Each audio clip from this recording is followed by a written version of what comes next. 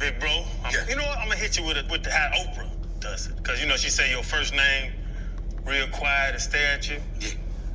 Steven. Steven. Yes. If you know so much about marriage, Yeah. why have you never been married? Because I didn't know how to act.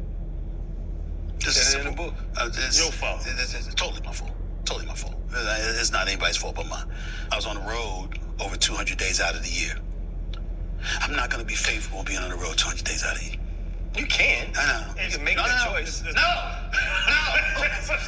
Just because I didn't say you can't. I didn't say you can't. I said me. I could not be on the road as much as I'm on the road all of those years and honor a relationship. I know how to treat a woman very well. My mother and my 4 sisters raised me very much, and I'm one of those guys that call it a blessing or a curse. 90% of my living relatives are women. Like St. Thomas, Queens, Brooklyn, Manhattan, upstate, the whole bit, Florida, Carolinas. I got relatives all over the place. Most of them are female. So I've been surrounded by females all my life. And you get to know what the do's and don'ts, what the wants and don't wants are, and all of this other stuff. That's a given.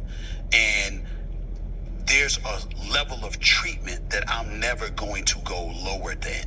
So in that regard, I'm good. But when I was on the road for 200 days out of the year, man, and it's like, and this is the part that men don't reveal that much, but I will. When you get older, you grow up, and it's like you don't need it no more. You don't need it no more. So you don't chase. That's entirely different than when it's handed to you on a silver platter. And you don't have to work for it. I can respect that. I can respect that on so many levels. The honesty. Now don't get it twisted. It doesn't mean that I'm agreeing with everything he's saying, but I can appreciate the honesty. That for him, especially when he's younger, he's not going to be faithful.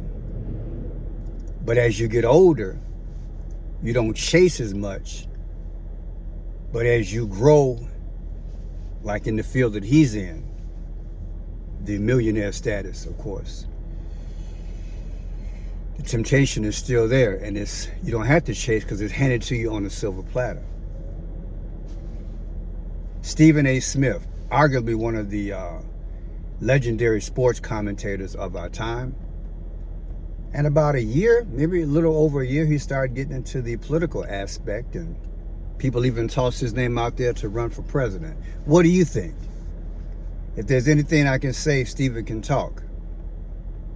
I watch Stephen every now and then because he allows me to shoe shine, just a phrase, to shoe shine and polish up my act, because delivery is everything. He is a force to be reckoned with. His vocabulary, very high, very acute, sharp, dresses nice, and he plays the game. And as a black man, I like that. And I'm glad that he is that image that's out there for me to, in part, emulate. Not the relationship part. However, I will say this. Because I am single, I understand what it means about that choice for a companion as you're on the way up. Because many people, whether you're male or female, and you are elevating in whatever industry that it is, you got to make that decision.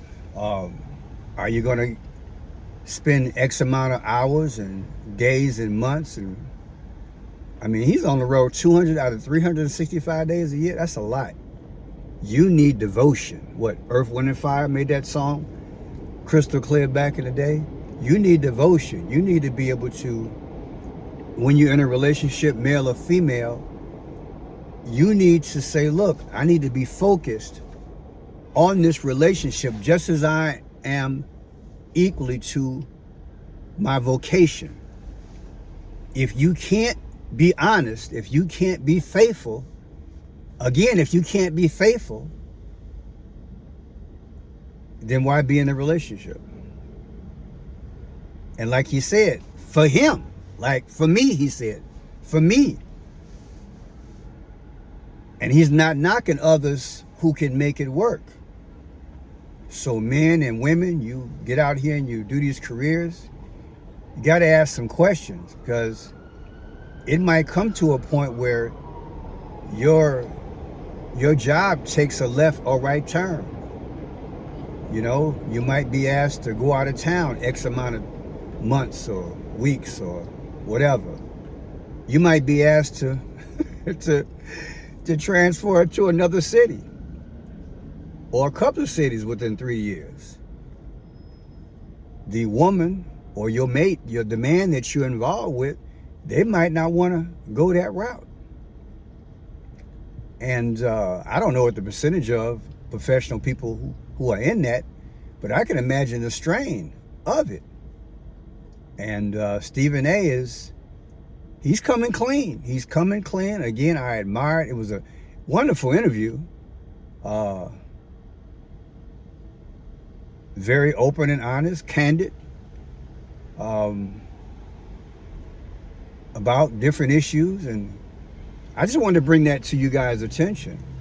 Have you been in that situation where you made a decision, let's say in grad school, you finally got your master's degree, and now you made this big job offer. Everything you've ever worked for, let's say it's $100,000 or more.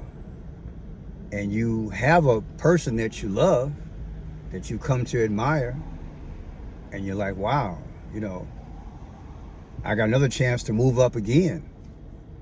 I'm spending more time with the job than I am developing a relationship. Have you made that decision to leave your partner? Or have you been on the receiving end, on the other end of you were the one who was with the person who was super successful? Did you give up your career for your spouse and it went south, and now you gave up your job and whatever else you had for that individual, be it male or female, and the relationship wind up not working out, but that person grew and you guys departed? Put in the comment section. That's just real talk, y'all. You can actually be with someone in 3 to 5 years, it changes as they're elevating. Or were you in a relationship where both of you guys were elevating at the same time and you had a phone call relationship? A city to city, a state to state relationship with the promise that you guys will wind up getting together and be married? Or were you married and you dissolved the relationship? Or were you about to get married and you broke it off because of the job? I tell you, corporate America, it's like that. But it doesn't necessarily have to be corporate America. You could have been an independent person, your own career, you know, your own business. You could have been a writer. You could have been in the music.